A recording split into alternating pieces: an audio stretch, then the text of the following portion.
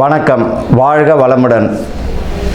இப்போ இந்த தை மாத பலன்கள் பொதுவாக இந்த தை மாதனால 2026 பிறந்துடுது. இந்த தை மாதத்தில் பார்த்திங்கன்னா சில முக்கியமான கிரக பெயர்ச்சிகள் இருக்குது. செவ்வாய் தை 2ஆம் தேதி முதல் பார்த்திங்கன்னா தை 29 வரை மகரத்தில் இருக்கும். தை 1ஆம் தேதி மட்டும் பார்த்திங்கன்னா தனுசில் இருக்கும் இந்த செவ்வாய் பகவான். புதன் பார்த்திங்கன்னா தை 1 முதல் 3 வரை தனுசுவில் இருப்பார். 4ஆம் தேதியிலேருந்து 20ஆம் தேதி பார்த்திங்கன்னா இவர் மகரத்தில் இருப்பார். யாருன்னா புதன் பகவான். சுக்கிரன் பார்த்திங்கன்னா தை 1 முதல் தை பார்த்திங்கன்னா 22 வரை மகரத்தில் இருப்பார்.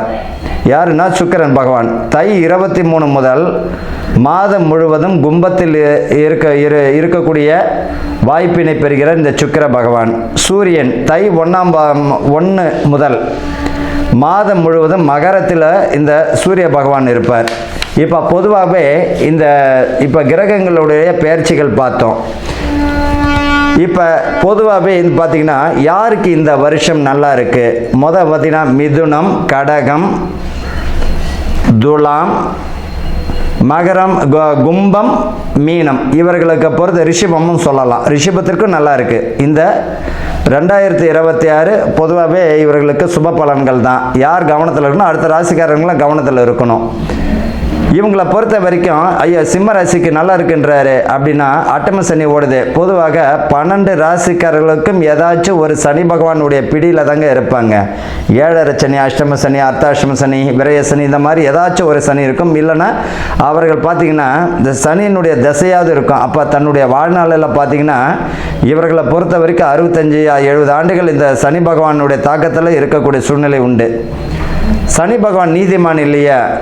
பொதுவாக அட்டம சனி, 7.5 சனி, இந்த 7.5 சனி, அர்த்தாஷ்டம சனி இந்த காலகட்டத்தில் தான் திருமண பாக்கியங்கள், வீடு கட்டக்கூடிய பாக்கியங்கள், குழந்தை பிறப்பு இதெல்லாமே நடக்கும். சுப விரயத்தை கொடுப்பார். ஜனன ஜாதகத்தில் பார்க்கும்போது தான் அவர்களுக்கு எப்பேற்பட்ட பலன் இருப்பதை துல்லியமாக கணிக்க முடியும். இந்த தை மாதத்தில் பார்த்தோம்னா கொஞ்சம் அரசியலில் பார்த்திங்கன்னா புது நபர்கள் இணையக்கூடிய வாய்ப்பும், ஏற்கனவே இருந்த கட்சியிலேருந்து வெளியே போகக்கூடிய வாய்ப்பும் வரும். இந்த 2026 பார்த்தீங்கன்னா இது வரைக்கும் இருந்த ஆட்சி மாற்றம் இப்போ இருக்கக்கூடிய கட்சி தான் இப்போவே 2026 தொடரும். வேறு ஒன்றும் கிடையாது. முதல்வர் மு க ஸ்டாலின் அவர்கள் 2026 கண்டினியூ ஆவார். சூரியன் சந்திரனுடைய பார்வை இருக்கு. பௌர்ணமி யோகம் என்று சொல்லக்கூடியது. பூர நட்சத்திரக்காரர்கள் அட்டம சனியாச்சு. இப்போ எப்படி இருக்குன்னா உடல் உபாதைகள் தரும் தான். அதே நேரத்தில் பேர், புகழ், பதவி, பணி உயர்வு நிச்சயமாக உண்டு. வெற்றி பெறுவதற்கு வாய்ப்புகளும் உண்டுங்க. இவர்களை பொறுத்த வரைக்கும் அட்டம சனின்னா சில சமயங்களில் பார்த்தீங்கன்னா அவர்களுக்கு முழுமையான வெற்றியும் தந்திடும். அதை உடல் உபாதைகள் தரத்துக்கு வாய்ப்புகள் உண்டு. கூட்டு கர்மான்னு சொல்கிறோம். எலெக்ஷன் நடக்கக்கூடிய நாள், ரிசல்ட் வெளியிடக்கூடிய நாள், அவர்களோட கூட்டணி பிரகாரமும் கொஞ்சம் மாற்றம் தருவதற்குரிய வாய்ப்புகள் உண்டு. சரி, விஷயத்துக்கு வரும். 2026 பொதுவாக என்னென்ன நடக்க போகுதுன்றதுன்னு சொல்லிட்டேன். இந்த காலகட்டத்தில் பார்த்திங்கன்னா கொஞ்சம் கவனமாக இந்த அரசியல் மாற்றங்கள்லாம் கொஞ்சம் கவனமாக செயல்படக்கூடிய வருஷமாக தான் இந்த 2026 இருக்கும்.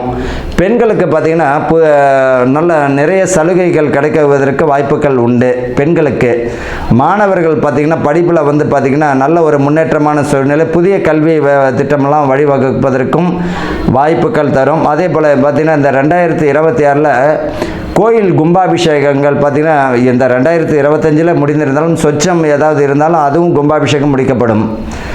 இந்த காலகட்டத்தில் விவசாயம் பார்த்திங்கன்னா நல்ல ஒரு நிலையில் தான் வரும். புதிய மகசூலெல்லாம் பார்த்திங்கன்னா புதிய முயற்சிகளெல்லாம் இந்த விவசாயத்தில் புகுத்தக்கூடிய வாய்ப்புகள் பெறுவார்கள் இவர்களை பொறுத்த வரைக்கும்.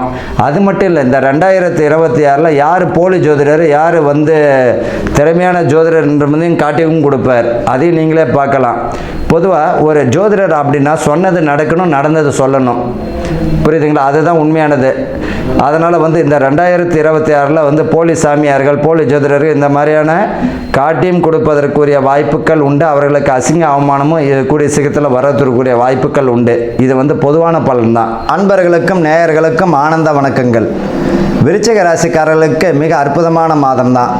இது வரைக்கும் போன மாதம் பார்த்திங்கன்னா மிக இடர்பாடுகளும் தடைகளும், இடமாற்றம், ஊர் மாற்றம், பதவி மாற்றம், பணி உயர்வு மாற்றம், இது எல்லாமே கொடுத்திருந்த விருச்சிக ராசிக்காரர்களுக்கு சொந்த ஊர் போகக்கூடிய அமைப்பு தந்துவிடும். பூர்வீகத்துக்கு பக்கம் போகக்கூடிய அமைப்பு தந்துவிடும்.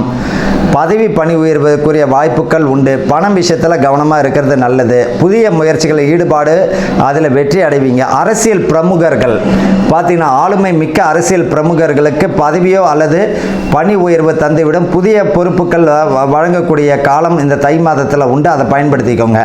அரசியல் கட்சிக்காரர்கள் பார்த்தீங்கன்னா புதிய கட்சியில் சேருவதற்கோ ஏற்கனவே இருந்த கட்சியில் பதவி உயர்வு பணி உயர்வு தருவதற்குரிய வாய்ப்புகள் உண்டு. மதிப்பு மரியாதை மிக்க ராசியில் பார்த்தீங்கன்னா விருச்சிக ராசி இந்த தை மாதம்.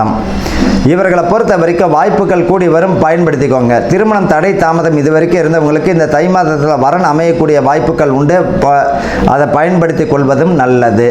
இந்த 31 வயதுக்கு மேல் 50 வயதுக்குள்ள உள்ளவங்க பார்த்தீங்கன்னா உங்கள் வேலையை மட்டும் நீங்கள் பார்த்தா போதும். தேவையில்லாத விஷயங்களை தலையிட வேண்டாம். பணம் சம்பந்தப்பட்ட விஷயங்களை கவனமாக இருக்கணும். அதே போல் நீண்ட வருஷங்களாக நட்புகளாக இருந்தவங்களுக்கு மனக்கசப்புகளை வர நேரிடும். அதற்கு காரணம் யார் அப்படின்னா உங்களுடைய வாய் நிதானம் தான் தேவை. எல்லாமே அன்பாக போங்க, ஜெயிச்சிடலாம். இது வரைக்கும் பார்த்தீங்கன்னா திருமணத்திற்குரிய சாதகமான சூழ்நிலை இந்த தை மாதத்தில் வரும். அதை பாதகமாக மாற்றிக்காமல் சாதகமாக மாற்றிக்கோங்க. சில சிறு தவறுகள் கூட பெரிய பிரச்சனை ஏற்படுத்தி இந்த தடைக்குரிய வாய்ப்புகள் தந்துவிடும். எல்லாமே அன்பாக போகிறது நல்லது. கூடா நட்பு கேடு தரும் என்பதை போல் நண்பர்கள் விஷயத்தில் கவனமாக இருக்கிறது நல்லது. புதிய நட்புகள் கிடைக்கிறதுல கவனமாக இருக்கணும். ஆன்லைன் பிஸ்னஸில் கவனமாக இருக்கணும். ஃபேஸ்புக், இன்ஸ்டாகிராம் விஷயத்தில் கருத்துக்களை வெளியிடும் பொழுது கவனமாக இருக்கணும்.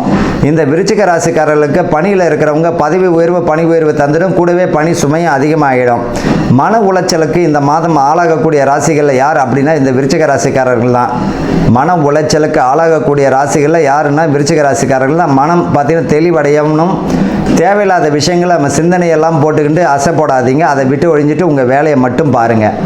குடும்பத்தை மட்டும் பாருங்கள். கணவன் மனைவிக்குள்ளே ஒற்றுமைகள் இருந்துட்டாலே போதும். மன உளைச்சலேருந்து மீண்டு வந்துடுவீங்க.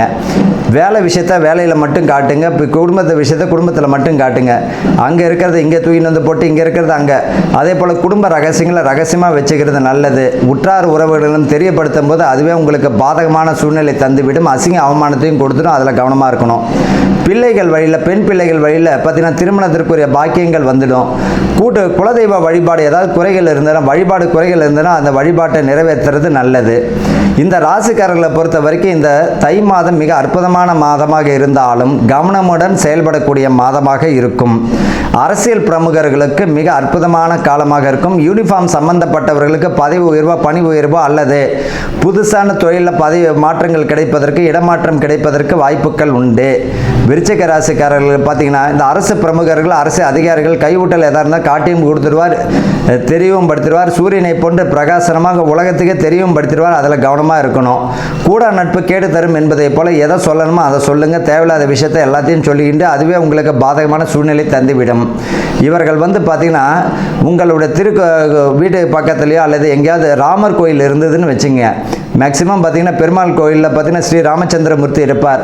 அவரை மனமாற வேண்டிக்கின்னு எனக்கு முழு வெற்றியை கொடு, குடும்பத்தை காப்பாற்றி, என் குடும்பத்தில் மகிழ்ச்சி, ஆனந்தம், பரஸ்பர நம்பிக்கை, ஒற்றுமையை கொடு, என்ன வெற்றி மேலே வெற்றி கிடைக்கணும், பேர் புகழ கிடைக்கணும், குடும்பத்தில் மகிழ்ச்சியை கொடுக்கணும், என் பிள்ளைங்க நல்லா இருக்கணும், எனக்கு ஆயுள் ஆரோக்கியத்தை கூட, என்னை சுற்றி உள்ளவங்க நல்லா இருக்கணும், நானும் நல்லா இருக்கணும் என மனமாற பிரார்த்தனை செய்து வழிபடும் பொழுது ஸ்ரீ ராமச்சந்திரமூர்த்தி அதாவது பார்த்தீங்கன்னா முழு வெற்றியை தந்திடுவார்.